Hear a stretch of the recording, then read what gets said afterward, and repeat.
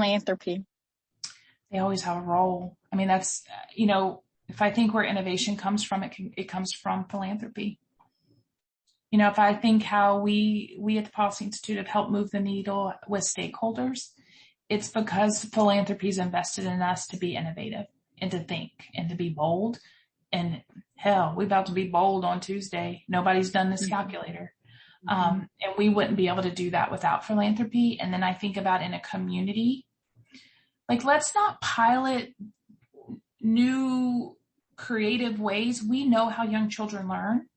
We know what they need. I sit on 50 years of research every day in longitudinal research. We know what young children need. We need philanthropy to say, we know what young children need. We want to invest in the communities that need it.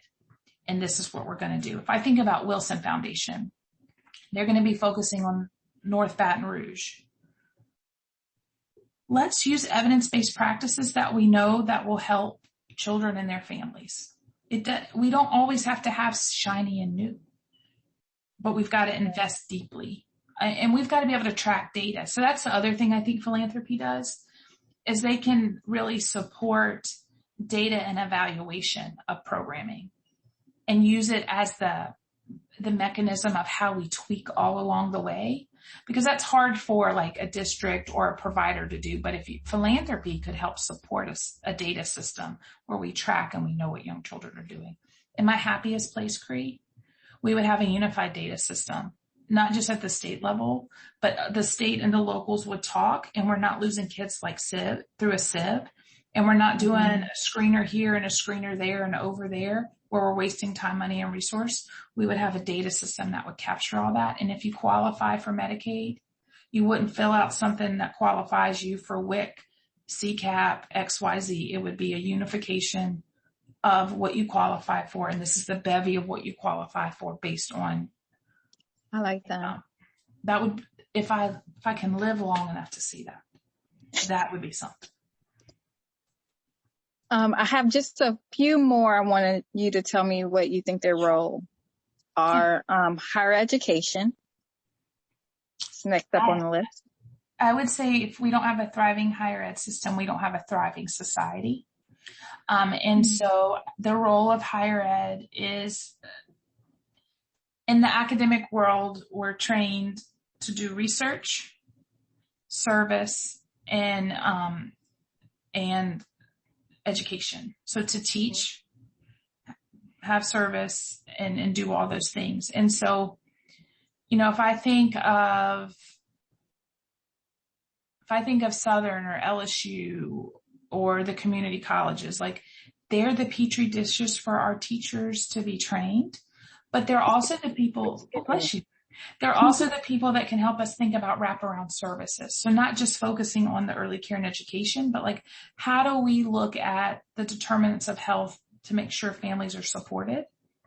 But higher ed by nature, because I'm in academia myself, they're very siloed. There's a reason I didn't become a full-time academic. They're very siloed and narrowed, but that's good too, because they have deep knowledge in areas. But how do they bring that deep knowledge into community and be able to, again, to have this reciprocal relationship to improve community? And because like Cindy DiCarlo's center at LSU is wonderful. It's not replicable, but she's learning things that can come into the community, and she's willing to share them. And why wouldn't we? So,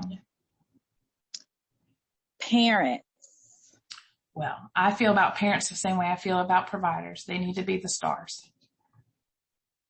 I also think when we're talking like these parents and providers and all the people we're talking about, like, we have to think about a governance structure where there's equity of power and voice, and actually maybe not equity and power and voice, because I think that the parents and the providers should have the loudest voice possible.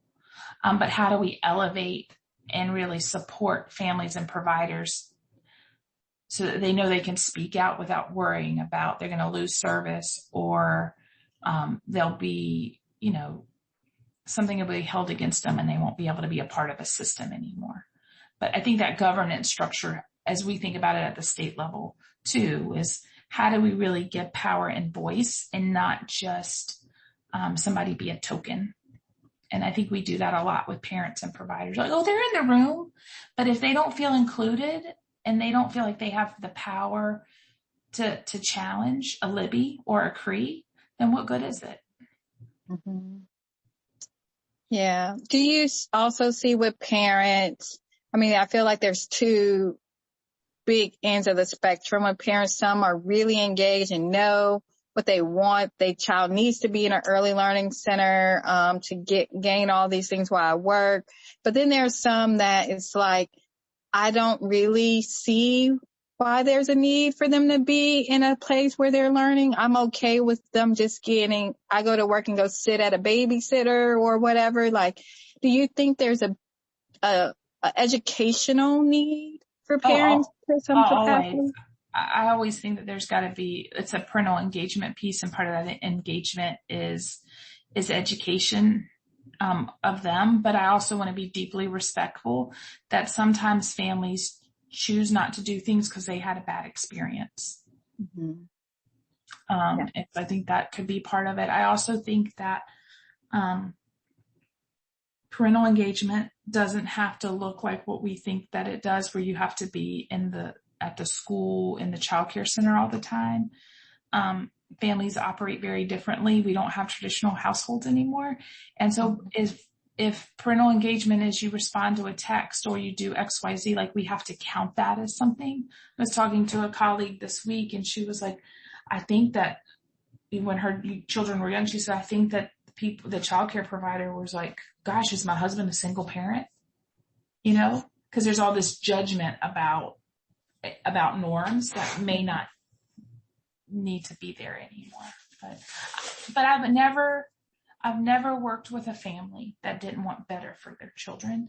They might not know how though. Mm-hmm. And that's part of the education of, like, if your little guy is coming, these are the things he's going to learn, and this is how it's going to help him. And what can we do to support you? Because it's not just about the little person that we're caring for. So I have one more big player, which is the policymakers. What do you think their number one role or action is to help support this work? Well, I mean, if you're helping the masses, you have to do it in policy. I mean, that's why we're in this game, is we want to help the masses. I think policymakers, we've got to bring them to the table. We have to educate them. In EBR, we have to educate them in a way that they understand their data and their needs in the district. You know, so like, if I'm talking to Cleo Fields or I'm talking to a Barbara Freiberg who happen to be pretty educated on the matter, I need to bring as a policy person, I've got to bring my end game with the data. Now, if I'm talking to the mayor who talks about it in platitudes, I've got to make it actionable for her to feel like she's making a difference. And so it's meeting them where they're at, but it's a whole lot of education and not just a one and done thing. Yeah. Policymakers most of them deal with a whole host of issues, not just one thing like we're talking about. But we've got to show them how it intersects. Mm-hmm. Mm-hmm. Is there any other big group or category of people that I missed out that we really need to have them engaged in this work to really see the change? I mean, I think that there's just got to be a broader community outreach, but I think that's part of community education. Okay.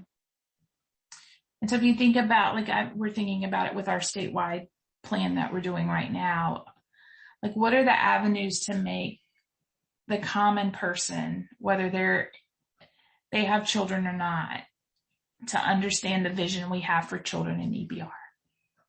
And why does it matter to them? You know, I always think about Mel, and he always said, Bronfman says, what's the why? What's the why? And we've got to be able to tell people the why. Yeah. I need to schedule something with her. I miss her. She's wonderful. You should. That would make her feel amazing. Yeah. My last question for you is, what else would you like to add to our discussion that we hadn't discussed and that what may be relevant